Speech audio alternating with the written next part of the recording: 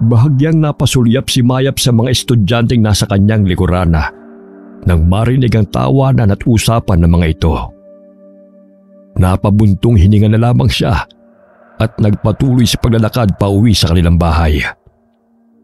Simula pagkabata ay tampulan na ng tukso si Mayap dahil sa malapad na itim na nunal nito sa noo at kaliwang braso na maihahalin tulad sa balat ng unggoy. Ang isang mata niya ay kirat at malabo ang paningin kung kaya't nagsusuot siya ng salamin. Nasanay na siya sa mga masasakit na salita ng mga tao, ngunit hindi pa rin niya maiwasan na siya'y masaktan. Madalas napapatanong na lamang siya na kung bakit sa dinami-dami ng tao sa mundo, siya pa ang binigyan ng ganong klaseng mukha. Hindi nakaligtas si Mayap sa panghuhusga at panlalait ng mga tao. Bagamat tinatanggap na lamang niya yun dahil wala naman siyang magawa upang pigilan ang mga ito. Maging ang kanyang ina na inaakala niyang magtatanggol sa kanya ay palagi rin siyang iniinsulto sa tuwing ito'y nagagalit. Nagulat si Mayap nang biglang sumulpot sa kanyang tabi ang kapatid na si Dalig. Malayo pa lamang ay naririnig na nila ang bulyawan ng kanilang ina at amain. Naku ate, sigurado kong natalo na naman niyang si Sinto sa sabong. Sigurado kong isisisi na naman niya ang kamalasan niya sa'yo. Ha? Bakit ako na naman? Wala na akong ginawa kundi ang magbigay ng kamalasan para sa kanila. Gayong puro alak, sugal ang kanilang inaatupag imbis na magbanat ng buto. Natural hindi sila aasenso. Bagay talaga ang pangalan na Sinto sa kanya. Para kasing Sinto-Sinto eh. Ewan ko ba kay inay kung ano nakita niya sa lalaking yan? Natural, ang matipuno nitong katawan. Ngunit kakarampot naman ang utak. Tamad at pangit pa ang ugali. Buhat ng mamatay ang kanilang ama ay nagbago ang takbo ng kanilang buhay. Nalulung ang kanyang ina sa sugal at paiba-iba rin ang karelasyon nito. Hanggang sa nakilala nito si Sinto na isa ring sugarol. Dali-daling lumabas ng bahay si Sinto at sinalubong silang magkapatid. Dinuro-duro pa nito si Mayap at sinabihin na ito nagdadala ng malas at sumpa sa kanilang bahay. Sinabi pa ni Sinto na nanghina ang kanyang manok nang madaanan nito ni Mayap, kung kaya't natalo ang manok panabong nito. Kuyumang kamao ng dalaga at galit na tinitigan ng amain. Pinigilan na lamang siya ni Dalig upang hindi siya lumaban sa lalaki, sapagkat siya pa rin ang pagagalitan ng ina at ang karelasyon lamang nito ang kakampihan kaysa sa kanila. Patuloy na binubulyawan ni Sinto si Mayap sa harapan ng nakikiusyosong mga tao. Wala man lamang ginawa ang kanilang ina upang sila'y ipagtanggol. Tumakbo si Mayap patungo ng kanilang bahay habang umiiyak. Bakit ganoon si inay? Simula nang makilala niya ang Sinto-Sintong yan, ay nagbago na ang trato sa atin. Hindi naman siya nun ganyan Parang mamamatay pag iniwan ng lalaking yun. Umalis na lang kaya tayo dito, te. Doon na lang tayo kay Lola Liway. Napatingin si Mayap sa kapatid. Batid niyang tama ang naiisip nito. Dahil sila na lamang ang gumagawa ng paraan upang makapagpatuloy sa pag-aaral. Sa pamamagitan ng paglalabad at pagiging kargador tuwing walang pasok. Minsan ay kinukupit pa ni Sinto ang kanilang pangmatrikula. Kung magsusumbong naman sila sa kanilang ina, ay sila pa ang pinagsasabihan na madamot. Tinapos ang 2 ang taon ng eskwela at agad na umuwi kay Lola Liway sa kabilang baryo upang doon na lamang ipagpatuloy ang kanilang pag-aaral. Ayaw mang pumayag ng kanilang ina, ngunit buo na ang kanilang pasya sapagkat nahihirapan na silang makisama sa taong wala namang ginawa kundi ang bulyawan at gawing katulong silang magkapatid mula pagkabata. 50 minuto ang kanilang biyahe bago nakarating sa bayan na tinitirhan ni Lola Liway. Gising na, Dalig. Andito na tayo sa terminal. Mapungas-pungas na kinuha ni Dalig ang baga at sumunod sa kapatid pababa ng bus. Nakaagaw ng pansin kay Mayap ang mga kakaibang bato na ginawang kwintas at pulseras na binebenta ng matandang babae, kung kaya't kagad siyang bumili noon. Kinahiligan ni Mayap ang pag-iipon ng mga kakaibang mga bato. Pinag-aaralan din niya ang mga katangian ng mga agimat, anting-anting at mutya. Maging ang tradisyon at kultura ng mga tao sa daigdig. Gusto niya mag-aral ng antropolohiya, ngunit batid niyang mahal ang kursong yun.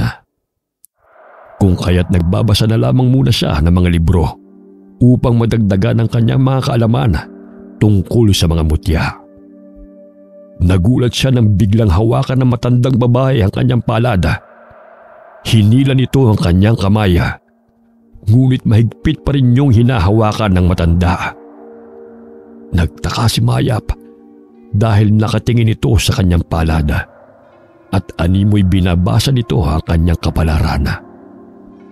Mag-ingat ka, Ineng, sapagkat may panganib na siyang susubok sa'yo. Ngunit maswerte ka sa mga bagay na iyong matatagpuan. Pangalagaan mo ito upang ika'y mailigtas mula sa kapahamakan. Matapos na sabihin yun ng matanda, ay agad naman itong binitiwan ng kamay ng dalaga. Ibinigay rin ito ang mga biniling kwintas at pulseras ni Mayap at agad na tumalikod. Dalig, narinig mo ba ang sinabi ng matandang babae? Ano ba yun? Napaismid si Mayap sa kapatid sapagkat akala niya'y nasa tabi lamang niya ito. Ngunit abala rin pala ito sa pagpili ng makakain sa nagtitinda. Hindi na muling pinaalam ni Mayap sa kapatid upang hindi na ito matakot pa. Walang pagsidlan sa tuwa si Lola Liway nang makita ang dalawa niyang apo mula sa bintana. Dali-dali niyang sinalubong ang mga ito at mahigpit na niyakap. Napansin rin niya ang lungkot sa mga mata ng dalawang apo, kung kaya't agad niyang inanyayahan ang mga ito upang pumasok sa kanyang bahay. Napaagay ata ang inyong bakasyon, mga apo. Mabutit hindi naghurumintado ang magaling ninyong ina dahil pumarito kayo. Ayaw na namin makasama pa ang karelasyon ni Inay. Wala nang ginawa kundi ang maglaseng, magsugal at bulyawan kami magkapatid. Kahit batid niyang nambababae ay ayos lang sa kanya. Dito na po kami sa inyo, kung ayos lang po, Lola. Abay, walang problema sa akin. Bukas ang aking tahanan para sa inyo. O siya, alam kong gutom kayo. Tamang-tama ang paksiw na aking isinasalang. Maya-maya lamang maluluto na yon. Namangha si Mayap sa mga isdang pinatutuyo ni Lola Liway na nakalatag sa mesang kawayan. Nang makita niya ang isda na may berdeng mata at asul na kulay sa loob, nilapitan niya ito. Pinisil niya ang mga mata ng katabing isda, ngunit hindi ito katulad sa malaholin na mata na kanyang nakita. Kinuha niya ito at inilagay sa maliit na telang sisidlana. Te, kakain na tayo. Tama na yung pagtitig sa mga isda. Baka mamaya magpalit pa kayo ng mukha. Che, isa ka pa. Alam mo, Dalig, may mutya na makukuha mula sa mga mata ng isda. Nagbibigay ito ng kakaibang kapangyarihan o mahika sa sino mang makakuha nito. Gutom lang yan, te. Saka gustuhan mo makapaghiganti sa sinto na yon. Kung ano-ano nang nasa imahinasyon mo. Halika na, gutom na ako.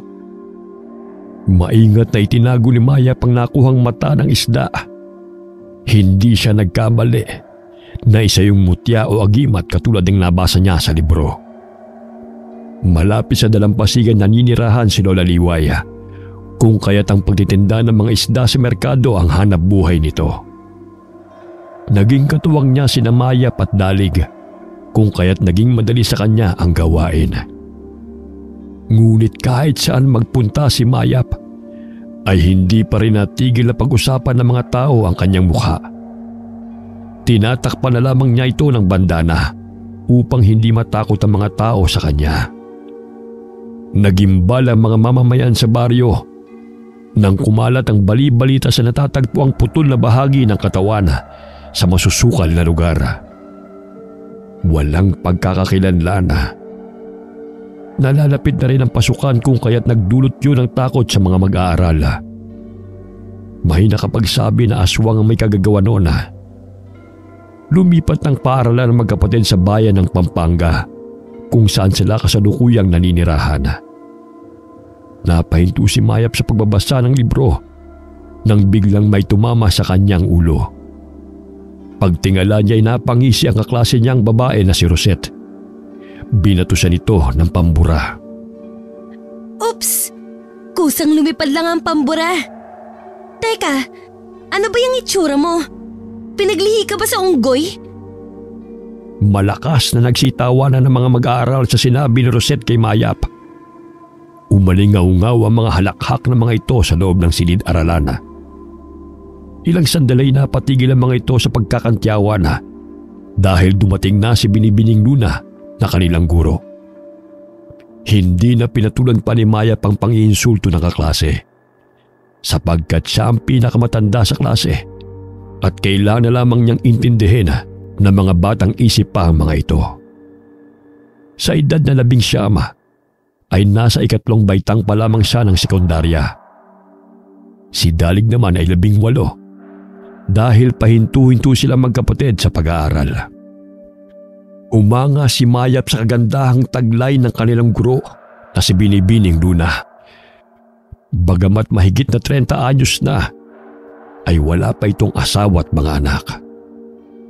Maraming estudyante at mga binata ang nahuhumaling sa kanyang kagandahan, kung kaya't maraming nanliligaw sa naturang guro. Siniko siya ni Dalig nang mapansin na tulala na naman siya habang nakatingin sa kanilang guro.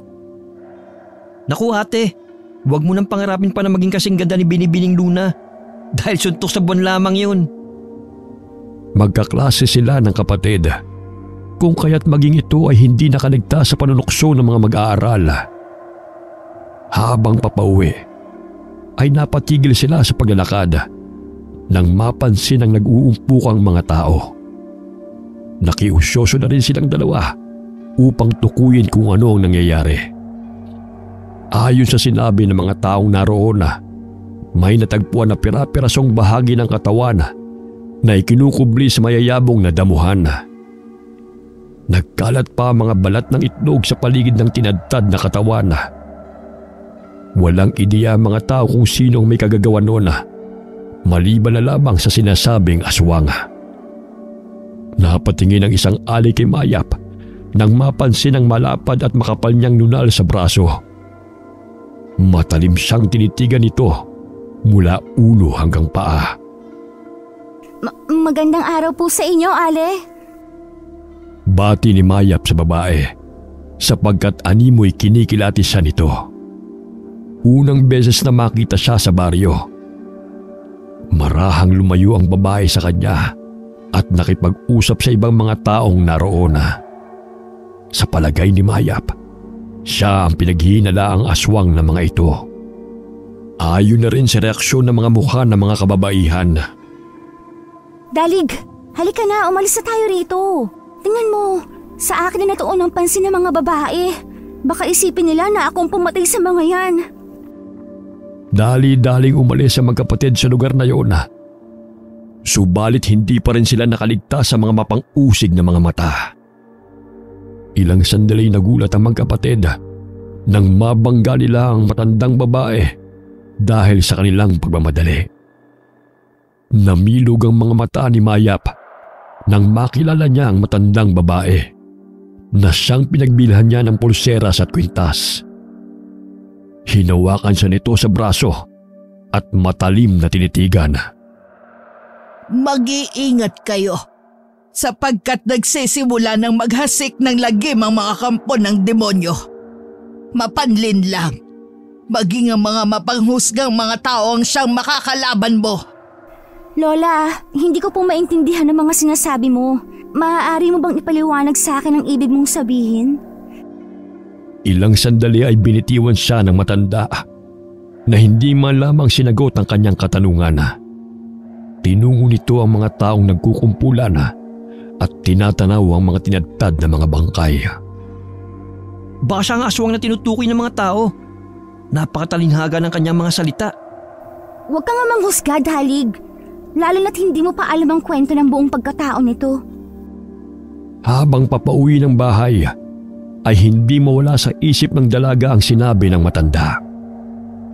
Paulit-ulit na umaalingaw sa kanyang pandinig ang mga salita nito. Kinuha niya sa bulsa ang mata ng isda na naging bato. Sa hinuha niya'y maaaring siyang tinulungan ng matandang babae upang tukuyin kung talagang mutya yun o hindi. Araw-araw na inaabangan ni Maya pang matandang babae sa daan sakaling makadagdag ito sa kanyang kaalaman tungkol sa mga bato. Bahagya siyang napangiti nang masipat ng kanyang paningin ng matandang babae na kanyang hinahanap. Agad niyang tinungo ang kinaroroonan nito at kinausap. Lola, magandang araw po. Ako po si Mayap. Nais ko lamang pong itanong kung may kaalaman po ba kayo sa iba't ibang uri ng mutya? Gayong marami po kayong binibentang mga samot-saring bato. May mga langis rin po ba kayong binibenta na makapagpatibay at pampalakas ng bisa ng mga mutya? Anting-anting o agimat? Abay, Ineng, ikinagagalak kong makita kang muli. Sa panahon ngayon, ay madalang na lamang sa mga kabataan ang nahihilig sa mga bato, anting-anting at mutya. Isa ka sa nararamdaman ko may malakas na gabay. Ang pinili ng mga engkantadong putian na makakapagtangan ng mga mutya na iyong hinahangad. Heto ang langis na maaaring makapagpalakas ng bisa nito. Ibibigay ko na lamang sa iyo. Pakaingatan mo ito. Ipahid mo tuwing araw ng Biyernes. Ako nga pala si Apo Maka. Lola, ano po bang ibig ninyong sabihin na naglipana na mga kampo ng demonyo? Isa-isa nang lumalabas ang mga nilalang na sanhi ng kamatayan ng mga tao. Mag-iingat kayo sapagkat nagkukubli sila sa magandang katauhan. Subalit may masamang pakay sa sinumang mahuhulog sa kanilang bitag. Maya-maya ipinakita ng dalaga ang pinaghihinalaan niyang mutya sa matanda. Doon niya nakumpirma na isa itong mutya na maaaring gawing anting-anting na mata ng isda na naging bato. Sa tulong ng mutya na ito ay nakapagbibigay ng proteksyon pangkalahatan, depensa at gabay sa oras ng panganib.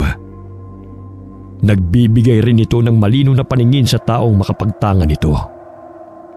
Pinaalala ni Apo Maka sa dalaga na huwag dalhin ito sa lamay, sementeryo at hubarin ito sa tuwing nakikipagsiping sapagkat mawawala ng bisa ang naturang mutya o anumang anting-anting na suot. Laking pasasalamat ni Mayap sapagkat naisakatuparan niya ang isa sa kanyang pangarap, ang makapagtangan ng mutya. Kinahiligan ni Mayap ang tungkol sa mga mahiwagang mga bato sapagkat palagi ikinukwento ng yumao nilang ama noon na minsan rin itong naging antingero. Sumasama siya sa mga kaibigan nito sa mga kagubatan upang maghanap ng mga agimat at mutya. Subalit dahil hindi pa ganoong katibay ang kanyang espiritual na taglay, nagkaroon siya ng malubhang karamdaman na dulot ng mga elementong may taglay na itim na kapangyarihan. Hindi nito nakayanan kung kaya't humantong sa kamatayan. Gayunpaman, ay naging maingat at pinag-aaralan ng mabuti ni Mayap ang mga kakaibang mga mutya at bato na maaari niyang maangkin upang hindi siya matulad sa sinapit ng ama. Habang kumakain ng tanghalian sa kantina, hindi mapakali si Mayap dahil sa kanyang naaamoy. Tila bumaliktad ang kanyang sikmura kung kaya't dali-dali niyang tinungo ang banyo at dooy inilabas ang lahat ng kanyang nakain. Sinundan siya ng kapatid sapagkat batid nito mula pa pagkabata ay hindi na gusto ni Mayap ang amoy ng bawang. Kapag nakakakain naman siya dito, ay namamantal ang kanyang balat. Nakasisiguro akong aswang ang babaeng yan. Nakita niyo namang sumama ang pakiramdam ng Mayap na yan nang maamoy ang ginisang bawang. Bumili ng sariwang bawang si Rosette sa kantina at pinatadtad nito ng pino. Pagkalabas ni Mayap sa banyo, ay hinaplos niya sa mukha ng dalaga ang katas ng bawang. Ilang sandali nagsimula ang walang tigil sa pagbahing ni Mayap. Namantalang kanyang balat at nagsimula na ring manikip ang kanyang dibdib. Aswang confirmed! Isang aswang ang babaeng to! Hoy! Anong pinagsasabi mo? Hindi aswang ang ate ko. May allergy sa bawang kaya siya nagkakaganyan. May aswang ba na umaamin? Di ba wala? Naku, tigilan nyo kami! Lahi kayo ng mga aswang! Mangiyak-ngiyak na pinainom ng tubig ni Dalig ang kapatid upang mabawasan ang pamamantal nito. Ilang sandali ay may mga gurong pumasok sa kantina at pinagsabihan si Rosette sa ginawa nito kay Mayap. Pangising nilisan ng grupo ni Rosette ang magkapatid at may naiisip na namang kasunod na plano ang mga ito kung paano patatalsikin sa paaralan ang pinaghihinalaang mga aswang. Umuwi ng bahay ng magang-maga ang mukha ni Mayap. Gayon na lamang ang pag-aalala ng kanilang lola. Naglaga ito ng luya. Ang tubig na pinaglagaan ay nilagyan niya ng kalamansi upang maibsan ang pamamaga ng mukha, labi at dila ng apo. Nakatutulong din ito sa pagpapagaling ng sipon. Wala talaga kasing sama ng mga tao, La. Wala naman po silang diferensya sa katawan, ngunit sa utak napakalaki ng kanilang kapansanan. Paano nga namang hindi ka mapagkakamalang aswang, ate? Hindi normal ang itsura mo. Nakadagdag pa ang pagkakaroon mo ng allergy sa bawang na yan. Ayan tuloy, aswang confirmed daw sabi ng bruha. Pinunasan na lamang ni Dalig ang katawan ng kapatid. Noon pa man ay siya lamang ang kakampi nito. Maging ito'y nasasaktan sa pangiinsulto ng ibang tao kay Mayap. Naalala ni Mayap na araw yun ng Biyernes kung kaya't kinuha niya ang langis na ibinigay ni Apo Maka sa kanya. Inilabas niya mula sa telang sisidla ng mutya at pinahiran yun ng langis. Mutya ng mata ng isda na naging bato. Naway gabayan at proteksyonan niyo po kami mula sa masasamang tao, elemento at panganib. Paulit-ulit na sambit ni Mayap habang pinapahira ng langis ang mutya. Ginawa niya itong kwintas upang gawing anting-anting. Simula noon ay palagi na niya itong dala. Sa di kalayuan ay may napansin ang dalaga na animoy naglalakad sa kadiliman. Sa pagkakataong yun ay luminaw ang paningin ng kirat niyang mata na nooy halos hindi makakita. Tumambad sa kanyang balinpataw ang isang babaeng buhaghagang buhok at may bitbit itong malaking itlog. Kinurap-kurap niya ang mga mata sa pag-aakalang namamalikmata lamang siya sa nakikita. Subalit nasisiguro niya na maaaring yun ang aswang na gumagala sa baryo at nambibiktima ng mga tao. Dalig, halika dito, bilis! Nakita ko na ang aswang! Nasaan? Sa dilim niyan makikita mo pa bang tinuturo mo? Kailan pa ba luminaw ang mga mata mo? Ngayon lang. Ayun nga siya! Isang babae na animoy may daladalang itlog. Buhag-hag ang kanyang buhok. Pakiwari kung may putol pa ang katawan nito. Hindi makita ni Dalig ang tinutukoy ng kapatid. Ilang sandali ay nawala na rin sa paningin ng dalaga ang nilalang na kanyang nakita. Ilang araw na hindi nakapasok ng eskwela si Mayap dahil sa namamaga pa rin ang kanyang labi at mukha. Kung kaya't si Dalig ang siyang naging tampulan ng tukso ng kanyang mga kaklase. Aba, may lakas pa ng loob ang aswang na pumasok sa eskwela. Mamaya kainin mo kami ng buo niyan. Bakit? Magpapakain ka ba? Ikaw lang ang gusto kong kainin eh. Yang matabil mong dila, ang sarap lantakan. Ang mapupula mong labi, nakakagigil sakmalin. Sabayin pa ng napakaganda mong pisngi, ang sarap hiwain.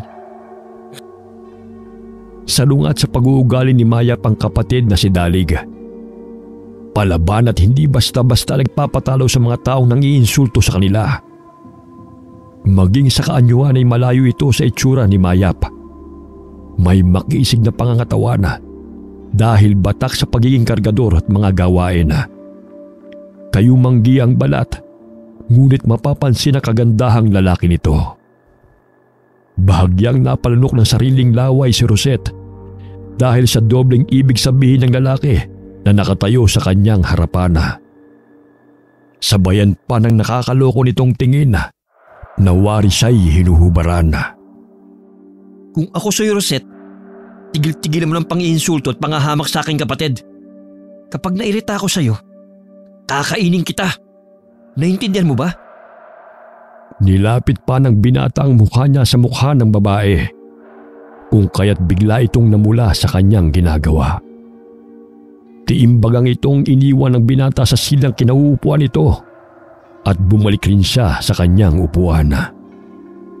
Naging madalas ang pag-uusap ni Mayap at Apo Maka.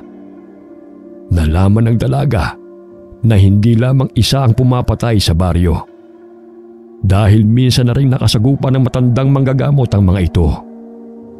Ngunit dahil sa liksi ng mga aswang ay hindi niya ito natalo. Lalo na't mag-isa lamang siya noong panahon ng kanilang laban. Siya pa ang pinaghihinalaan ng mga kabaryo na naghahasik ng lagim, kung kaya't madalang na lamang siyang magpakita sa mga tao. Binibigyan na lamang niya ng babala ang mga taga-baryo, ngunit imbis na magpasalamat ay pinaalis nila ang matanda. Dahil sa madungoy sa mukha nito, pinaghihinalaan na aswang o di kaya'y baliw. Tuwing araw ng Martes lamang naliligo si Apo Maka, dahil yun ang kanyang paraan upang mapalakas ang mga anting-anting at mga mutya niyang taglaya laban sa mga naglilipan ng kalabang aswang. Ramdam ko po ang husgahan, insultuhin at paratangan ng kung ano-ano. Simula pagkabata ay hindi ako nakatakas sa mapangmatang lipunan. Lahat ng masasakit na salita ay aking narinig. Napakasakit na hindi man lamang ako na ipagtanggol ng aking ina dahil nabulag sa pag-ibig sa maling lalaki. Gayunpaman, hindi po ako kailanman nakaramdam ng pagkamuhi sa kanya. Bagkus palagi ko pong pinagdarasal na sana'y bumalik siya sa tama niyang katinuan at maisipan na andito kaming mga anak niya na nagmamahal sa kanya. Hindi nasusukat ng panlabas na kaanyuan ng kabutihan ng tao. Nasa puso. Yan ang dahilan kung bakit pinili ka ng mga engkantadong gabay. May matatagpuan pa kayong mutya. Subalit kaakibat nun ay ang nagbabadyang panganib. Tibay ng loob at lakas ng pangangatawan ang kinakailangan. Huwag magpalinlang sa nakikitang kagandahan. Tandaan mo ang aking mga paalala sa iyo, Ineng. Nagpaalam si Apo Maka sa dalaga nang makita ang paparating na si Dalig. Masayang ibinalita ng binata sa kapatid ang paninindak nito kay Rosette, dahilan na matakot ito sa kanya. Nahinto ang masaya nilang usapan nang biglang hablutin ng isang ali ang banda ng nakatakip sa mukha ni Mayap at siya'y sinabunutan. Dahilan ng pagkagulat, nabitiwan niya ang basket na naglalaman ng mga panindang tuyong isda. Bitiwan niyo ako! Wala po akong kasalanan sa inyo! Nasasaktan na po ako, Ali! Naalala ni Dalig na yun ang babaeng matalim na nakatingin kay Mayap nung sila'y nakikiusyoso sa mga bangkay na natagpuan sa talahayban. Pilit niyang tinutulok ang babaeng sumusugod sa kanyang kapatid. Ilang sandali ay napaghiwalay rin niya ang dalawa. Maghunos dili po kayo. Hindi porket kakaibang itsura ay aswang na kaagad. Wala kayong pinagkaiba sa aswang na sinasabi nyo, sapagkat kayo mga panghusga ang siyang pumapatay sa damdamin ng mga katulad namin na gusto lamang mamuhay ng payapa. Ngunit iginiit ng babae na simula na makatungtong sa baryo si Mayap ay sunod-sunod na ang patayan at bangkay na natatagpuan sa baryo. Nakita rin niya ang dalaga na kinakausap nito si Apo Maka na siyang pinaghihinalaan nilang aswang. Ayon sa ali, marahil nakalahi ni Apo Maka si Mayap. Pangit lang po ang itsura ko, subalit di ako masamang tao. Hindi ko nga po kayo hinuhusgahan na kasimbaho ng hininga mo ang pag-uugali ninyo. Sa kababantay ninyo ng aswang, hindi mo na naaalagaan yung sarili ninyo. Pag may oras po kayo, magsipilyo ng ngipin at maglinis din po ng katawan. Hindi yung pangit na itsura lamang ang palagi niyong nakikita. Inis na tugon ng dalaga at iniwan na napahiya ang ali sa harapan ng kanyang mga kasama. Nang makalampas sa maraming tao, ay paika-ikang lumakad si Mayap dahil sa sakit ng kanyang binti. Inayos niya ang nagulo niyang buhok. Nagtamo rin siya ng iilang galo sa pisngi at braso. Kung hindi dumating si Dalig, natitiyak niyang napuruhan na siya ng matabang babae.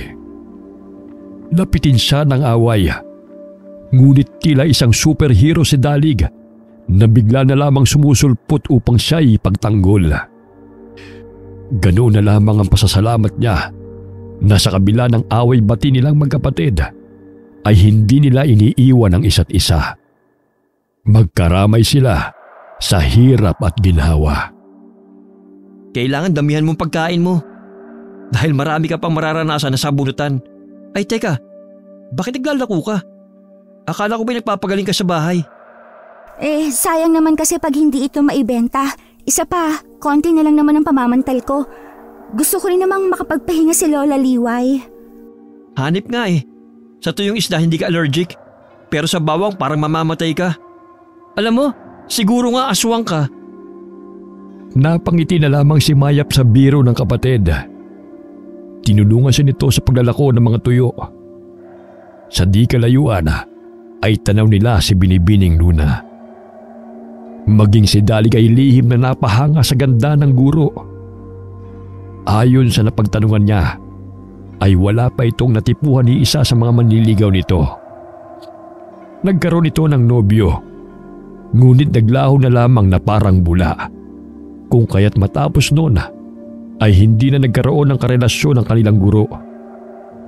Kumaway ito sa kanila at napangiti.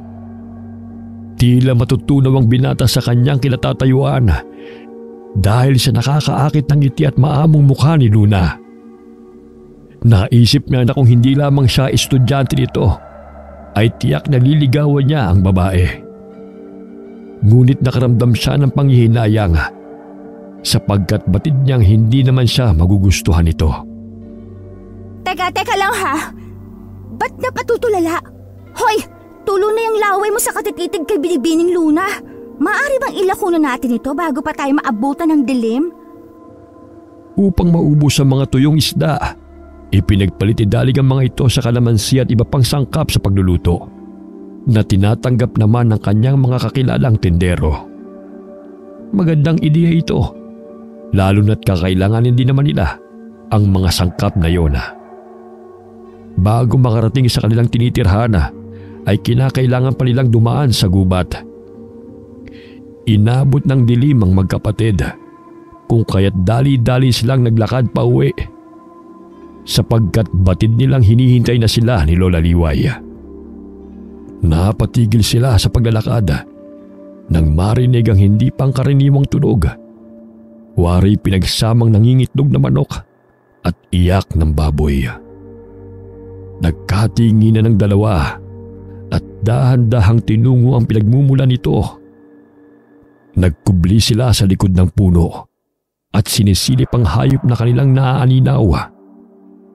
Ngunit laking pagkagulat nila nang makitang nakatuwad ang isang nilalang na yun at pilit na ibinubukan nito ang malaking bibig.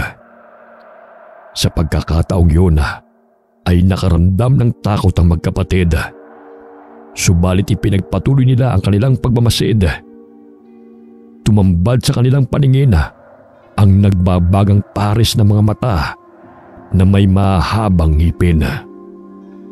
Ilang sandali ay nahati sa dalawang bahagi ang katawan nito na ikinagulat nila. Napatampal si Mayap sa kanyang bibig dahil sa hindi makapaniwala sa aswang na kanyang nakita. Iniluwa rin ng nilalang na yun ang dalawang malaking itlog mula sa bunganga nito. Ngayon ko lang nalaman na may nangingitlog na manananggal. Huwag kang maingay, baka marinig tayo. Ilang sandali ay napansin nilang napatingin ang aswang sa kanilang kinaroroonan. Ngunit pilit nilang ikinukubli ang kanilang katawan sa malaking ugat ng puno. Maya-maya'y pinagaspas nito ang malalapad niyang pakpak at dinala ang kalahating katawan at dalawang itlog na kanyang iniluwa. Isang uri ng aswang na tinatawag na mangkukutod. Katulad ito sa manananggal na nahahati ang katawan. Subalit ang kaibahan lamang nito sa pangkaraniwang manananggal ay nangingitlog ito. Kapag nabasag o napisa ang itlog, matatagpuan sa loob nito ang bahagi ng katawan ng kanyang mga nabiktima. Nang tuluyan ng makalayo ang mangkukutod na aswang, ay dali-dali silang kumaripas ng takbo pauwi ng kanilang bahay. Ngunit nakaagaw ng pansin kay Dalig ang suot na kwintas ng kanyang kapatid. Te, kumikinang ang bato sa iyong kwintas. Tignan mo. Hinaplos ni Maya pang mutya. Ilang sandali may naaninaw siyang lumilipad sa himpapawid patungo sa kanilang kinaroroonan. Biglang hinablot ng mangkukutod na aswang si Dalig upang dagitin. Subalit buong lakas na hinila ni Maya pang kapatid at naalala ang kalamansi at dayap na naroon sa kanilang basket. Kumuha ng kapirasong kalamansi si Mayap at isinilid sa bulsa ng kapatid. Ate! Huwag mo kang bitawan! Pakiusap! Ayoko pa mamatay! Habang dinadagdagan ni Mayap ng kalamansi ang bulsa ng pantalon ni Dalig, napapansin niyang pababa ng pababa ang lipad ng mangkukutod na aswang. Animoy pabigat ng pabigat din ang katawan ni Dalig. Naalala niya ang sinabi ng kanyang ama upang maiwasan na madagit ng mga masasamang nilalang ay palagi itong nagbabaon ng kalamansi. Dahil mabigat yun sa mga aswang kagaya rin ng barya. Napansin ni Mayap na nahihirapan ang mangkukutod na aswang sa paghila kay Dalig. Kung kaya't nagkaroon siya ng pagkakataon na makadampot ng sanga.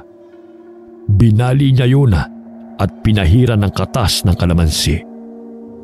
Bitiwan mo ang kapatid ko! Sigaw ng dalaga. Sabay tusok ng sanga sa dibdib ng mangkukutod na aswang. Tinusok-tusok ito ng paulit-ulit ni Mayap gamit ang sanga hanggang sa mapuruhan ng aswang sa braso. Pumalahaw ito nang bumao ng sanga sa kalamnan nito, dahilan para mabitiwan ito ang kanyang biktima. Pinagaspas nito ang mga pakpak at patuloy na lumipad palayo sa himpapawid. Muntik na akong malapan ng aswang, ate. Sadyang totoo sila. Ayos ka lang ba? May masakit ba sa'yo? Umiiyak na niyakap ni Maya pang kapatid at inalalayan nitong tumayo. Ilang sandali pa at unti-unting humina ang pagkinang ng mutya na suot ni Mayap. Ate, tingnan mo. Tumigil na sa pagkislap ang mutya. Sa palagay ko, sa tuwing may kalaban at ikay nasa panganib, nagbibigay ito ng babala. Marahil ganoon na nga. Nararamdaman ko rin na naging malinaw ang aking paningin sa kadiliman. Isa sa taglay na ibinibigay ng mata ng isda na naging bato. Humahango silang dalawa ng pumanhik sa kanilang bahay at do'y nakatulog na sa paghihintay sa kanila si Lola Liway. Kinabukasan, maagang pumasok sa paaralan ng magkapatid. Tanging tingin na lamang na mag-aaral ang kanilang napapansin. Hindi na tinutukso ng mga estudyante si Mayap ng harap-harapan. Meron pa ring nanlalait sa kanya, ngunit tanging bulungan na lamang ang kanilang naririnig. Sa takot na kainin sila ng inaakalang aswang na magkapatid. Lumiban sa klase si Binibining Luna. Ayon na rin sa kaibigan nitong guro, masama ang pakiramdam nito, kung kaya't kinakailangan niyang magpahinga. Ikinalungkot ni Dalig ang balitang yon dahil hindi niya nasilayan ang babaeng nagpapatibok ng kanyang puso. Tila isang himala na hindi na ako tinutokso ng rosette na yan. Epektibo ang pananakot mo, ha? Hindi nila alam na takot ka rin sa aswang. Shh! Huwag ka maingay. Takot kasi kakainin ko siya ng buhay. Nagtawanan na magkapatid sa kanilang kapilyuhan. Ilang sandali ay may pumasok na matandang guro. Nakakatakot ang striktong mukha nito, kung kaya't naging tahimik ang mga mag-aaral hanggang sa matapos ang klase. Hindi nakaligtas sa paningin ni Mayap ang sugat sa braso ng ginanga. Naalala niya na doon banda niya nasugatan ng aswang na kanilang nakasagupa. Pinilig-pilig niya ang kanyang ulo Sa isipin na nagkataon lamang yun. Sinilip niya ang kwintas sa kanyang baga. Hindi naman niya nakitang kumislap ito, kung kaya't mali ang kanyang hinala. Tumunog ang batingaw, senyales na tapos na ang klase. Oras ng tanghalian kung kaya't agad silang pumunta sa kantina. Nang buksan niya ang kanyang bag upang kunin ang kanin, namilog ang kanyang mga mata nang mapansin na kumikislap ang mutya sa kanyang kwintas. Ngunit sino? Sa dami ng taong narito.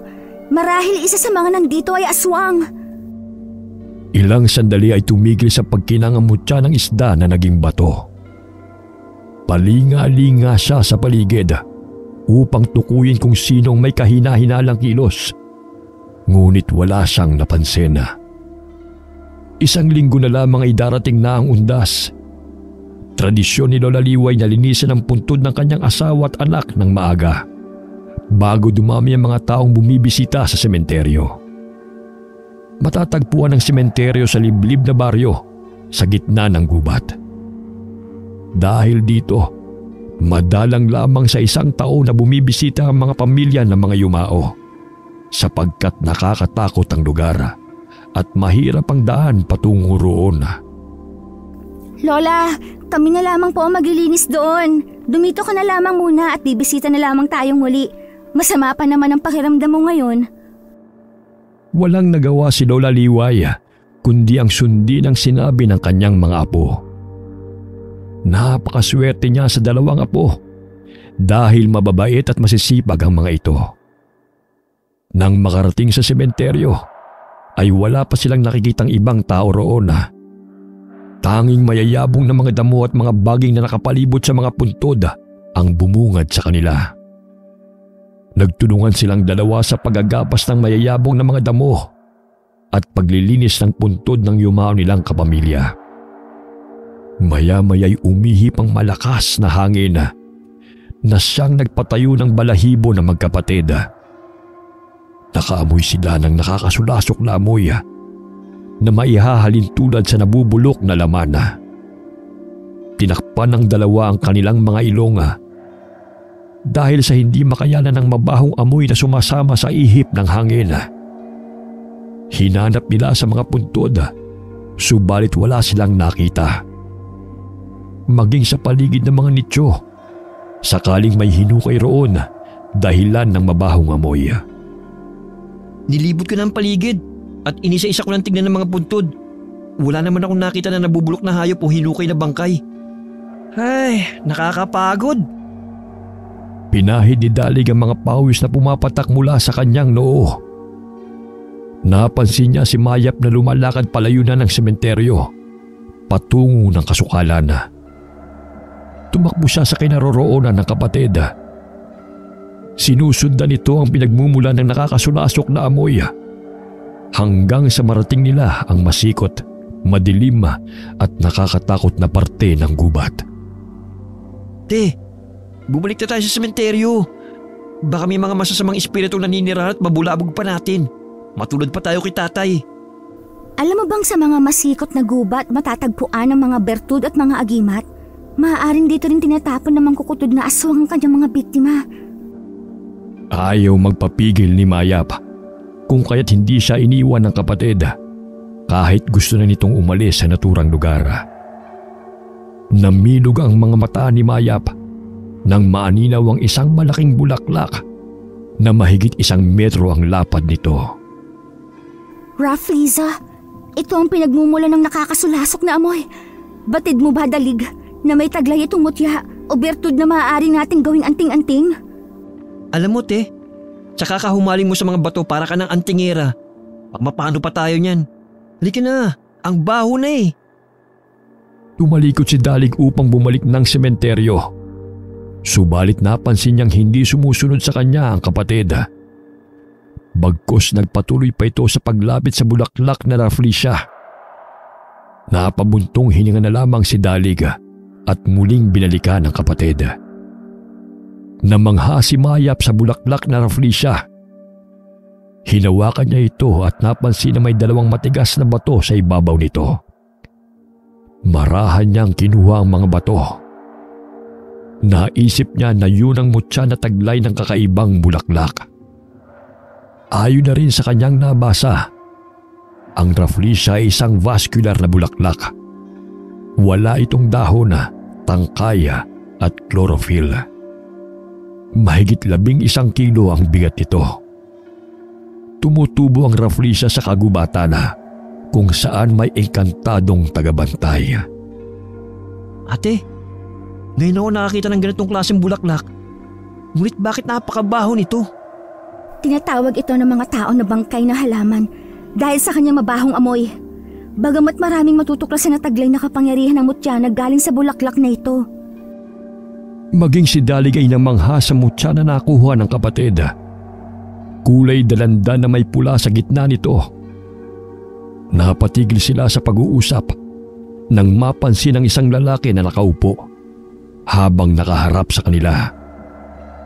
Dali-dali nilang itinago ang mutya na nakuha sa bulaklak ng Rafflesia. Ngunit laking pagtataka nila nang biglang nawala ang bulaklak sa kanilang tabi. Lumakad pabalik ng sementeryo ang magkapatid. Subalit napatigil sila sa paglalakad nang bigla na lamang humarang ang lalaki sa kanilang harapan. Napangisi ito at malakas na hinataw si Dalig gamit ang sanga ng puno. Sandali lang, Manong. Ano po bang kasalanan namin sa inyo? Patuloy na umilag ang magkapatid sa pag-atake ng lalaki. Naningkit ang mga mata ni Mayap dahil sa inis. Gamit ng karet ay iwinasiwas niya ito sa harapan ng lalaki at natamaan ito sa pisngi. Ano po ba ang problema ninyo? Tigilan mo kami kung ayaw mong tagtarin kita nito! Itinaas ni Mayap ang karet nang bahagyang tumigil ang lalaki sa pagsugod sa kanila. Ngunit sinabi nito na ibigay ng magkapatid sa kanya ang batong kanilang nakuha sa mahiwagang bulaklak. Sinugod silang muli ng lalaki habang nakangisi. Bagamat nagtulungan ng magkapatid sa pag-aatake sa hindi kilalang lalaki, kung kaya't nagpagulong-gulong ito pababa ng damuhan. Pasuray-suray itong bumangon. Mababanag ang pagkainis sa mukha nito bago tumakbo palayo sa magkapatid. Lihim siyang sinundan ng magkapatid hanggang sa sumapit ang dilim. Sa hinuha nila'y yun ay isa sa mangkukutod na aswang na pumapatay sa mga tao. Sa tingin ko nasa panganib tayo. Dala mo bang mutya ng mata ng isda? Iniwan ko sa bahay dahil manghihina ang bisa nyon pag dinala sa sementeryo. Tanging langis lamang ang dala ko ngayon. Di ba't may natagpuan tayong bertud ng Rafflesia? Pahiram mo kaya ng langis. Baka sakaling lumakas ang bisa at matulungan tayo nito. Agad na pinatakan ng langis ni Mayap ang bato na nakuha sa Rafflesia. Pinunit niya ang itim na bandana at inilagay niya roon. Sabay sambit ng mga katagang itinuro sa kanya ni Apo Maka upang lumakas ang bisa ng mga mutya. Patuloy na sinusubaybayan ng tingin ng magkapatid ang lalaking kanilang minamanmanana. Ngunit may malakas na bagay na tumama sa kanilang ulo, dahilan para mawalan sila ng malay. Nagising si Mayap at Dalig sa isang kubo. Tanging ang maliit na gasera lamang ang nagbibigay liwanag sa madilim na paligid. Nakatali ang kanilang mga kamay at paa, dahilan kaya nahihirapan silang gumalaw. Kiniskis ni Dalig ang tali sa dingding at pilit na kinakalas ito. Nasaan na kaya tayo? Kaninong bahay ito? Napatigil sila sa pag-uusap nang maaninaw ang paparating na lalaki na nooy may hawak na palanggana na may sariwang laman. Pumapatak pa ang sariwang dugo sa sahig kung kaya't nangamba ang magkapatid sa kanilang kaligtasan. Nagkunwari silang walang malaya at nakiramdam kung anong gagawin ng lalaki sa kanila. Ilang sandali ay may pumasok muli sa loob ng dampa. Dahan-dahang iminulat ni Mayap ang kanyang mga mata. Tumambad sa kanyang paningin ang matanda at ang strikto nilang guro na si Binibining Fe. Lumakad ang lalaki papalapit sa magkapatid upang hanapin ang mutya ng Rafflesia. Animoy hinuhubaran na nito ang dalawa, kung kaya't hindi nakatiis si Mayap dahilan na malakas niyang tinadyakan ng lalaki. Bitiwan mo nga ako! Lumayo ka sa akin! Natumba ang lalaki sa ginawa ng dalaga, kung kaya't malakas siyang sinampal ng lalaki at pilit na hinahanap pa rin ito ang mutya. Kinuha niya ang patalim at itinutok sa leeg ni Mayap. Pilit nitong pinapaamin kung saan ito nilagay ang mutya. Kahit anong pananakot ito, ay hindi pa rin sumasagot ang dalaga. Bagkos tinitigan lamang siya nito ng matalim. Paulit-ulit siyang sinampal ng lalaki upang siya'y magsalita. Hindi na kayanan ni Dalig ang pananakit nito sa kapatid, kung kaya't sinabi niyang nasa kanya ang mutya. Napangisi ang lalaki at natuon ang pansin nito sa binata. Kinapkapan siya nitong muli habang matalim na nakatingin lamang sa kanila ang kanilang guro na si Fe. Hindi sila nagkamali na mga aswang ang mga taong kanilang kaharap dahil sa lansa ng amoy ng bahay at mga bahid ng dugo sa loob noon. Paano kung may bibigay sa yung mutya gayon nakatali ako? Kaligan mo muna ako at kusa akong ibibigay sa iyo. Pinatayo siya ng lalaki, bagamat nakatali pa rin ang mga kamay at paa. Inisa-isa ang bulsa ng kanyang pantalon at damit, ngunit hindi pa rin natagpuan ng lalaki ang hinahanap nito. Dahil sa inis ay tuluyan na nitong hinubad ang suot na pantalon ni Dalig. Napukaw ang atensyon ng matandang guro at mababanaag ang pagnanasa nito kay Dalig. Natuon ang paningin nito sa ibang bahagi ng katawan ng binata. Ipaubaya mo na lamang siya sa akin. Ako na ang maghahanap sa mutya. Hinila niya si Dalig patungo sa papag at dooy pinagpatuloy na hubaran si Dalig. Hindi sukat akalain ng binata na pagnanasaan siya ng kinikilala nila na strikto at matandang dalaga na si Binibining Fe. Hinahaplos ni Fe ang matipunong dibdib ng binata dahilan na makaramdam si Dalig ng pagkairita. Bitiwan mo nga ako! Nakakadiri ka! Matagal na kitang nagugustuhan. Hindi man kita nakuha noon. Titiyakin ko magiging aking ka na ngayon. Ayoko sa matandang katulad mo! Lalo na napatunayan kong isa kang aswang! Wala ka nang magagawa. Maswerte ka pa nga at bubuhayin pa kita. Ngunit kapalit nun, ang paligayahin ako. Ang kapatid mo lamang ang aking papatayin dahil wala naman siyang silbi. Pahalakhak na tugon ng guro. Malakas siyang tinadyakan ni Dalig dahilan na napasandal si Fe sa dingding. Nagkaroon ng pagkakataon na makuha ng binata ang kutsilyo na nasa ibabaw ng mesa. Gamit nun ay tinanggal niya ang tali sa kanyang mga kamay at paa. Nilapitan siya ng lalaki nang makitang nakalas sa mga tali. Ngunit malakas niyang itinarak sa balikat nito ang kutsilyo at itinulak palayo sa kanya. Naramdaman ng binata ang kakaibang lakas na nananalaytay sa kanyang katawan. Wari niya ay marahil yun ang bisa ng tanga ng mutya ng Rafflesia na ibinigay ni Mayap. Kaya ganun na lamang ang kagustuhan ng mga mangkukutod na aswang na kunin ang mutya, sapagkat nagtataglay ito ng depensa pangkalahatan, nagbibigay ng lakas, liksi at may kabalat kunat rin itong taglay na hindi matatablan ng anumang sandata kung mababasbasa ng magaling na manggagamot.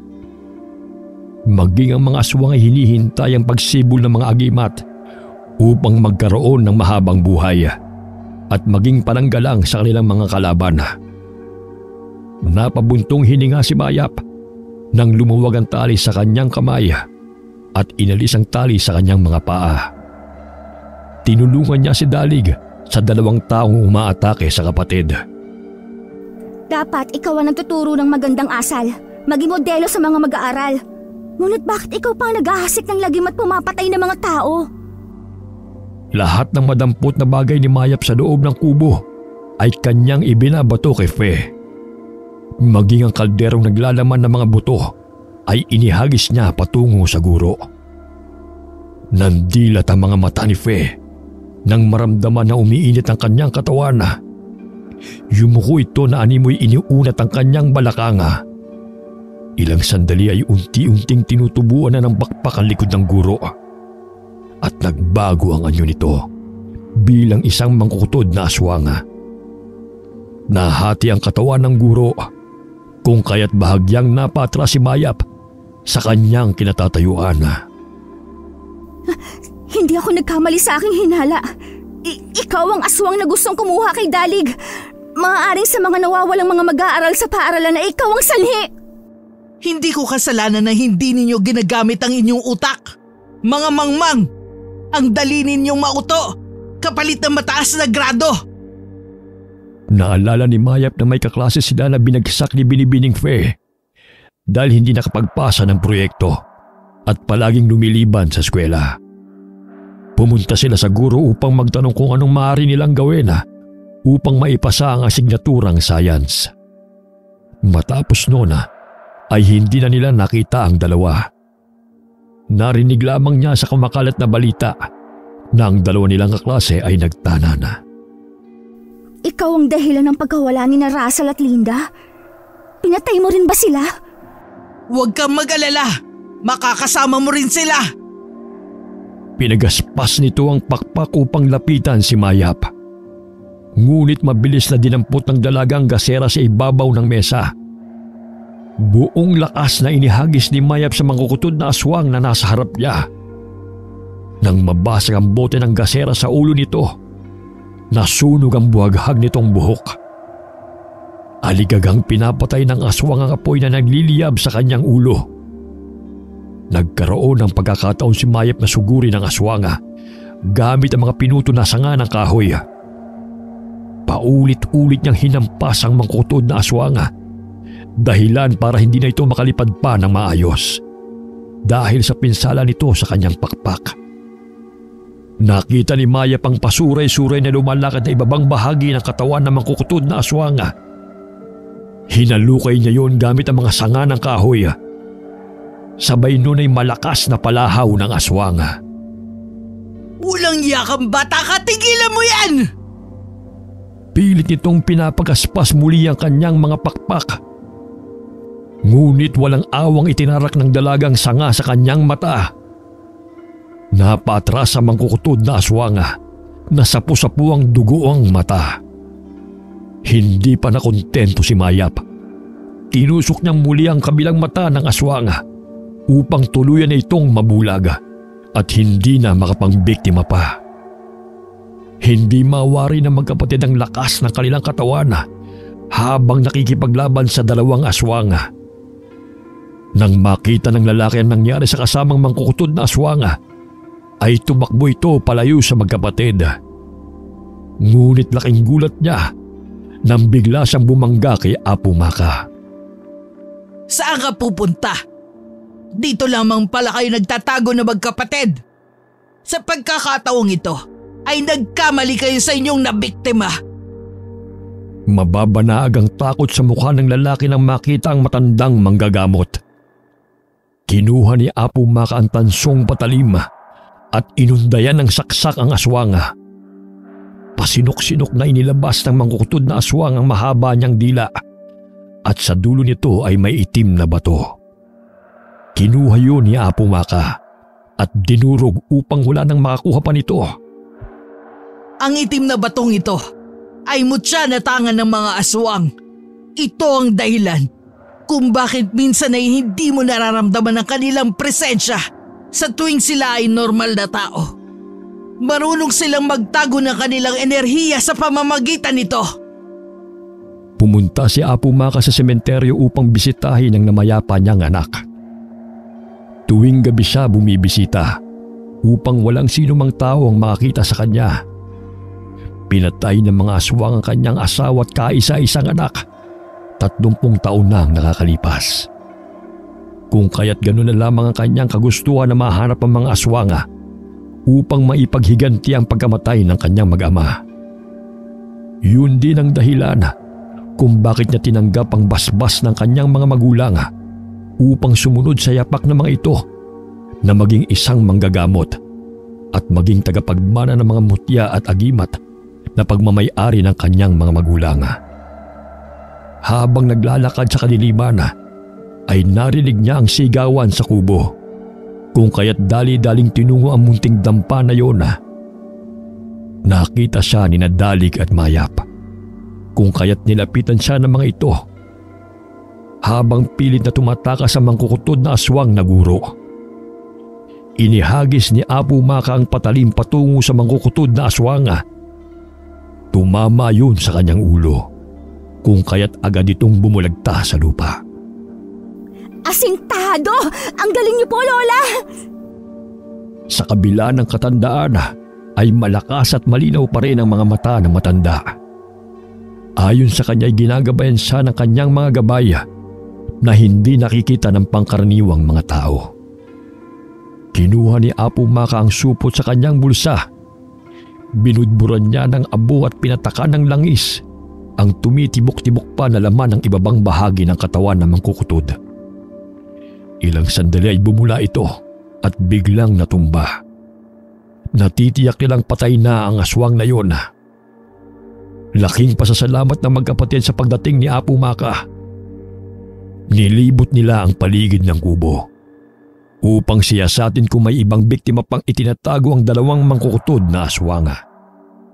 Nasipat nilang magkapatid ang malaking itlog na nakahanay sa ibabaw ng mga tuyong damo.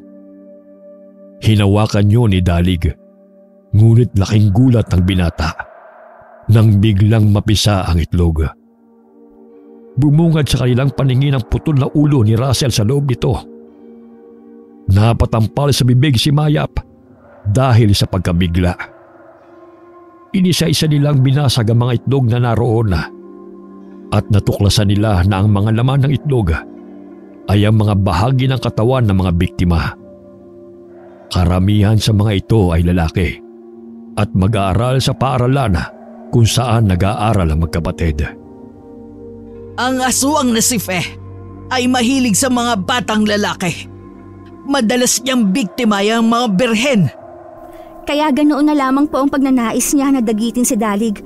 Madalas rin niyang binabagsak sa klase ang mga kalalakihan upang sumunod sa kanyang mga kagustuhan. May sa katuparan lamang nito ang pansariling pangangailangan. Hinatid ni Apo Maka ang magkapatid pauwi sa kanilang bahay. Ngunit hindi na siya pumasok pa sa tahanan ni Lola Liway. Maraming salamat po sa inyo, Apo. Mag-ingat po kayo sa inyong paglalakbay. Ganoon na lamang ang pag-aalala ni Lola Liway nang makauwi ng hating gabi ang dalawang apo. Upang hindi na mag-alala pa ang kanilang lola, ay sinabi na lamang nila ng mayayabong ng mga talahib ang naging sanhi ng kanilang mga galos. Habang nagpapahinga, ay pinuntahan ni Mayap ang kapatid nito. Sinabi niya kay Dalig kung ano ang dapat gawin upang pangalagaan ang binigay niyang mutya ng Rafflesia. Inisa-isa rin niyang pinaliwanag ang mga pinagbabawal sa mutya. Kahit na may tangan ka na ng mutya ng Rafflesia, ay mag-ingat ka pa rin.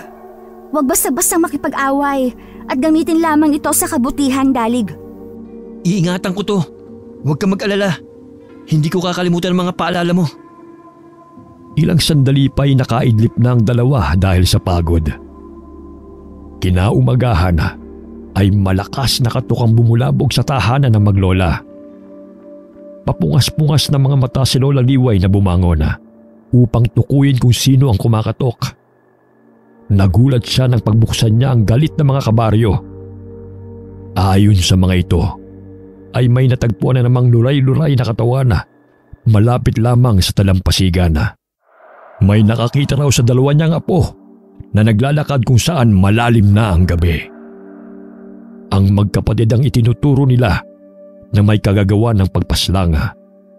Narinig ni Dalig ang paratang ng mga tao, kung kaya't dali-dali siyang bumangon upang harapin ang mga ito. Hindi kami aswang tulad ng sinasabi niyo. Maging kami hinahabol ng aswang. Kung may nakakita man sa amin ng ganong oras, ay dahil ginabi kami sa pag-uwi galing sa sementeryo. Kahit anong paliwanag ni Lola Liway at ng magkapatid, ay galit pa rin sa kanila ang mga tao.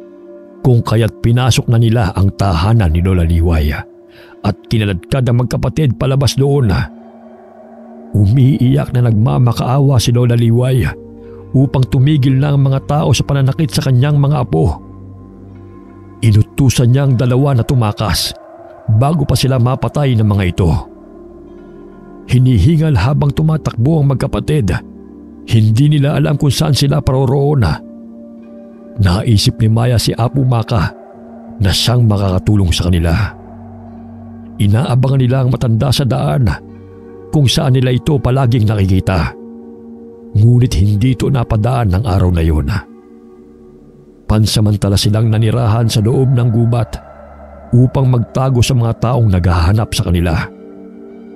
Hindi na rin nakabalik ng paaralan ng magkapatid. Araw-araw silang nagbabaka sakali na makitang muli si Apo Maka. Habang nakaupo sa gilid ng daan, may dumang sasakyan. Sakay ang iilan sa kanilang mga kaklase. Sa hinuhay niya ay bibisitahin ng mga ito ang kanilang guro na si Binibining Luna, sapagkat hindi pa rin ito nakakabalik sa pagtuturo. Ate, maaari ba natin puntahan si Binibining Luna? Kahit makita lang natin siya at malaman kung anong nangyari sa kanya. Dahil sa pagpupumilit ni Dalig, wala nang nagawa ang kapatid kundi ang pumayag sa kagustuhan nito. Pinara nila ang truck na napadaan. Nakisuyo sila sa driver na kung maaari makisakay silang magkapatid. Hindi nagdalawang isip ang matandang driver sa pakiusap ng dalawa sa kanya. Kinakausap pa nito ang magkapatid habang binabaybay nila ang daan. Manong, dito na lamang po kami. Maraming salamat po sa tulong ninyo.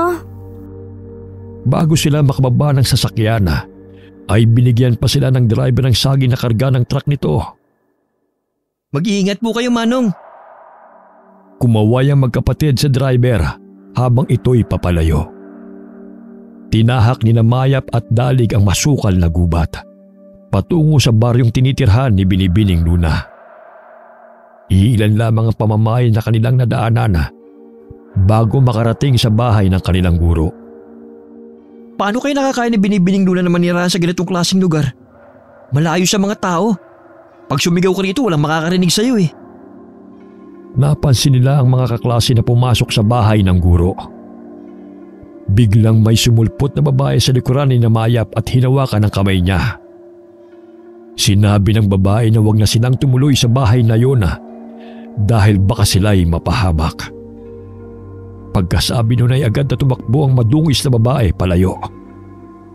Dalig, huwag na kaya tayong tumuloy. Nararamdaman kong mapanganib ang lugar nito. Ngayon pa ba tayo aatras? Nandito na tayo eh. May mutya tayong dala na magliligtas sa atin kung sakali nasa panganib tayo. Kaya huwag ka na mangamba pa. Nagpatuloy sila sa paglalakad hanggang marating nila ang bahay ni Binibining Luna. Napatigil sa pagwawalis ang matandang babae na may mahabang buhok nang makita sila nito.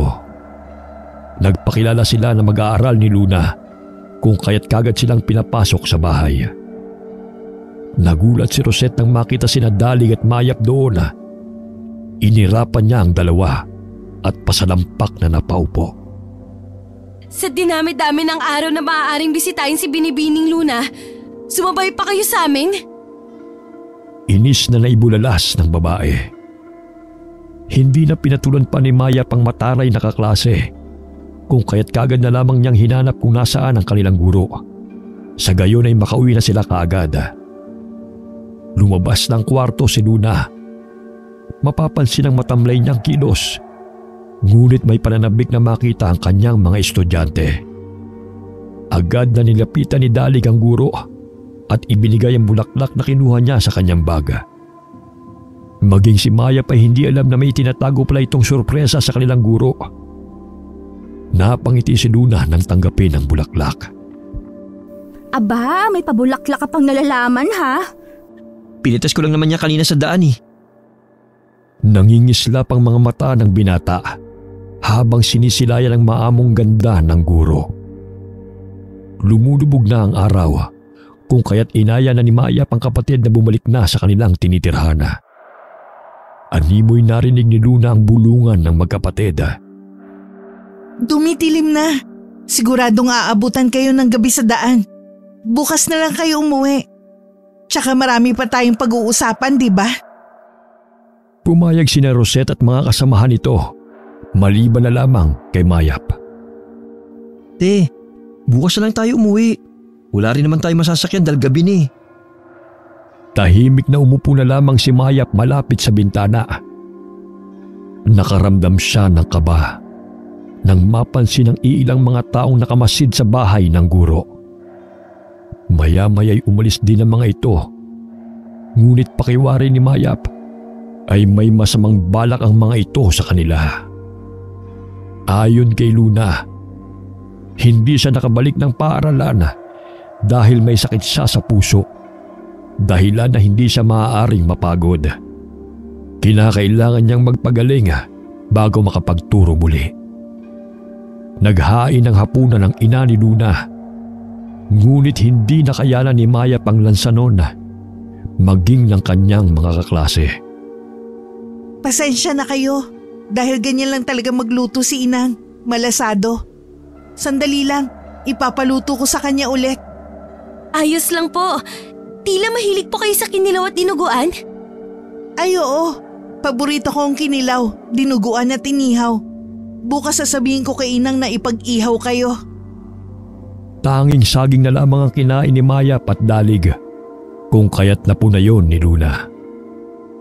Huwag niyo na po silang alalahanin. Mahilig naman talaga sila sa saging. May lahing unggoy po kasi. Nagsitawanan ng grupo ni Luna, ngunit hinayaan lamang siya ni Mayap. Matapos kumain ay dinala ni Luna ang mga estudyante sa kani-kanilang matutulugan. Dadalawa lamang ang kwarto, kung kaya't mas minabuti ni Mayap at dalig na doon na lamang sa sala matulog. Pinakiramdaman ni Mayap ang paligid habang lumalalim ang gabi. Ngunit wala siyang nararamdamang pagbabago at kakaibang naririnig. Maliban sa tunog ng mga kuliglig, ilang sandali pa'y nakaidlip na ang dalaga. Bigla siyang napabalikwas ng bangon nang biglang may humihila sa kanyang mga paa. Kasabay ng mga sigawan na umaalingaw sa loob ng bahay. Napansin ni Mayap ang kwintas na kumikinang. Batid niyang nasa panganib ang kanilang buhay. Naaaninaw niya na isa-isa silang sinasalakay ng mga mangkukutod na aswang. Kinapa niya ang maliit na kutsilyo na yari sa tanso na nakatago sa kanyang bewang. Itinarak niya yon sa kamay ng humihila sa kanya. Batid niyang nasugatan niya ito, dahilan na siya'y mabitiwan. Gumapang siya upang hanapin ang kapatid, ngunit wala na ito sa kanyang tabi. Pilit na binubuksan ni Mayap ang bintana habang abala ang mga mangkukutod na aswang sa pagsugod sa kanyang mga kaklase. Sa gayon ay makalabas sila roon. Buong lakas niyang sinipa ang kawayang bintana, kung kaya't nasira niya ito. Lumapit sa kanya ang matandang babae na nooy nagbabaga ang mga mata. Batid niyang yun ang ina ni Luna. Hindi siya natinag sa paninindak nito. Hinila niya ang buhok na matandang aswang at pinulupot sa leeg nito ng ilang beses upang masakal. Mga kampon kayo ng demonyo! Ang dapat sa inyo, mamatay! Nangangatog na nagtago si Rosette sa gilid ng kabinet. Nakita niyang sinusugod ni Mayap ang matandang aswang. Sinenya sa ni Mayap si Rosette na lumabas sa bintana sapagkat walang nakabantay roon. Nangangatog na sinunod ni Rosette ang utos ni Mayap. Halos lumuwa ang mata ng matandang aswang sa ginagawang pagsakal ng dalaga gamit ang mahaba nitong buhok. Sa tulong ng mutya ng isda na naging bato, ay naging malinaw ang paningin ng dalaga sa kadiliman. Ang mutya ng raflesya ay nagbibigay ng lakas, proteksyon at ginagabayan siya sa anumang laban. Patuloy na hinahanap ni Mayap ang kapatid sa mga nakahandusay na mga biktima na nilalantakan ng mga mangkukutod. Ngunit wala roon ang kapatid niya. Nasaan na kaya si Dalig? Ano nang nangyari sa kanya? Lumabas ng bahay si Mayap kasunod ni Rosette at ng dalawa nilang kaklase. Sinundan sila ng mangkukutod na aswang, ngunit malakas na hinahampas ni Mayap gamit ng kahoy ang aswang na humahabol sa kanila. Kinuha niya ang tirador na nakatago sa kanyang bulsa at inasinta ang ulo ng papalapit na aswang. Ilang sandali pa ay bumulagta ito sa lupa at nawalan ng buhay. Hindi ka aswang, Mayap. Patawarin mo ako sa maling paratang ko sa'yo. Huwag ka nang umiyak. Ang importante ay makatakas tayo rito. Ngunit kailangan kong mahanap si Dalig. Hahanap ako ng lugar na inyong mapagtataguan upang makakilos ako ng maayos. Mayap, huwag mo kaming iiwan. Ayoko pang mamatay. Sakaling mahuli kami ng mga aswang. Kinuha ni Mayap ang bote ng langis sa kanyang baga. May samot-sari yung sangkap, kasama na ang katas ng makabuhay. Inutusan niya sina Rosette na iaplos ang langis na kanyang ibinigay sa buong katawan nila upang hindi sila atakihin ng mga aswang. Nagkubli sina Rosette sa mayayabong na talahib, habang si Mayap ay patuloy sa paghahanap kay Dalig. May natanaw siyang kubo sa di kalayuan sa bahay ni Luna. Dahan-dahan niyang tinunguyo na at sinilip ang siwang ng kawayang dingding. Namilog ang kanyang mga mata nang makitang nakataling si Dalig habang nakahubad. Wala na rin ang kwintas ng mutya ng reflesa sa kapatid. Naaninaw niya na hawak-hawak yun ng babaeng aswang, nakawangis ng kanilang guro na si Luna. Hindi pa nahahati ang katawan nito. Malakas na sinipa ni Mayap ang pintuan ng kubo, kung kaya't nagulat ang aswang na si Luna. Kalagan mo ang kapatid ko kung ayaw mong ibaon ko ito sa ulo mo! Hawak niya ang tansong patalim habang nakaharap sa aswang. Maraming sugat sa katawan ni Dalig habang tumutulo ang sariwang dugo nito. Tinulak siya ng aswang kung kaya't nabitiwan niya ang tansong patalim. Tinaganan siya nito kung kaya't nagpagulong-gulong sila sa lupa. Hindi may pagkakaila ni Mayap na sadyang malakas ang aswang. Ngunit batid niyang ginagabayan siya ng mga puti ang gabay, kung kaya't nananalaytay sa kanyang katawan ang lakas na taglay ng mga mutya na kanyang tangan. Pilit na ibinabaon ng mangkukutod na aswang ang matalim nitong kuko sa leeg ni Mayap. Ngunit gano'n na lamang ang pagsangga ng dalaga. Ilang sandali malakas na hampas ang dumapo sa ulo ng aswang. Napasulyap ito sa taong may kagagawan sa kanya. Nanginginig na napaatras si Rosette dahil sa takot sa aswang. Nabaling muli ang pansin nito kay Mayap. Ngunit ibinuhos ng dalagang langis na may sangkap na makabuhay sa mukha ng aswang, dahilan para mabitiwan siya nito at malakas na bumalahaw. Hindi mawari ng aswang ang kati ng kanyang mukha, maging ng buo niyang katawan. Pilit niyang hinahablot si Mayap, ngunit hindi niya ito mahawakan dahil sa lumabo ang kanyang paningin. Ilang sandali inasinta ni Mayap ang noo ni Luna gamit ang tirador na may tansong bala. Bumaon ang bala sa noo ng aswang nilang guro. Ilang sandali pa'y bumulagta ito sa lupa hanggang sa malagutan ng hininga. Humanga ako sa'yo, ngunit sa likod ng maamot napakabait mong muka ay may lihim ka palang tinatago. Lumapit si Rosette kay Mayap dahil sa hindi makapaniwala sa lakas ng dalaga. Bakit nakayanan mong patayin ng mga aswang? Bakit ang lakas mo? Tibayan mo lamang ang iyong loob. Tiyak matatalo mo ang mga kalaban. Naalala ni Mayap ang kapatid. Awang-awa siya nang makita ang mga sugat nito sa katawan. Binihisan niya ang kapatid at inalalayan. May nangyari ba sa inyo? Ate, inakit niya ako eh.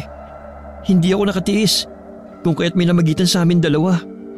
Ilang beses ko bang sasabihin sa'yo na hindi yun maaaring suotin kapag Hindi na itinuloy ni Mayap ang sasabihin. Imbis na magalit sa kapatid, ay niyakap na lamang niya ito. Hayaan mo na yon. Ang importante, buhay ka, Dalig. Nakuha man niya ang mutya, ngunit wala namang bisa. Sa susunod, wag basta-basta pairali ng puso. Gamitin mo rin ang iyong utak upang hindi ka mapahamak. Tinulungan ni Rosette si Mayap upang buhatin si Dalig. Dahil sa malaki ang pangangatawan nito, ay nahirapan silang dalawa. Naaaninaw ni Mayap na papalapit sa kanilang kinaroroonan ng 3 makukutod na mga aswang. Pinagaspas ng mga ito ang kanilang mga pakpak. Ganun na lamang ang iyak ni Rosette at ang dalawa niyang kasama. Isa-isang inasinta ni Mayap ang mga mangkukutod, ngunit iniilagan lamang nila ang mga bala. Nabahala ang dalaga na makapal na 2 bala na lamang ang naroon sa kanyang bulsa, kaya't kinakailangan niyang matamaan ang kanyang mga kalaban. Diyos na makapangyarihan, naway iligtas po ninyo kami mula sa masasamang nilalang. Dinggin ang aking panalangin, mutya ng aking tangan, naway gabayan ng mga putihang gabay. Paulit-ulit na dasal ni Mayap. Pumalahaw ang isang mangkukutod na aswang nang matamaan ang katawan nito ng sunod-sunod na bala. Bahagyang napangiti si Mayap nang maaninaw si Apo Maka na inaasinta ang kanyang mga kalaban.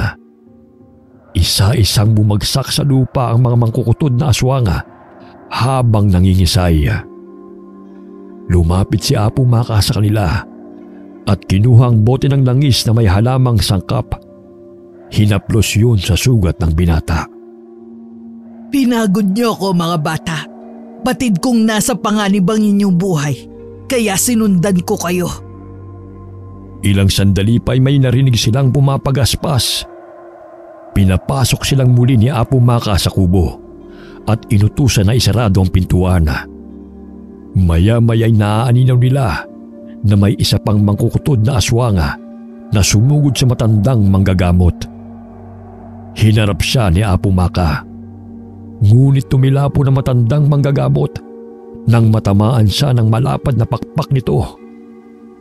Rosette, maaari bang bantayan mo si Dalig? Lalabas ako upang hanapin ang kalahating katawan ng aswang na yan. Natitiyak kong malapit lamang dito yon. Dahan-dahang lumabas ng kubo si Mayap at hinanap sa talahiban ng kalahating katawan ng mangkukutod. Hinawi niya ang mga talahib hanggang sa makita niya ang maraming itlog doon.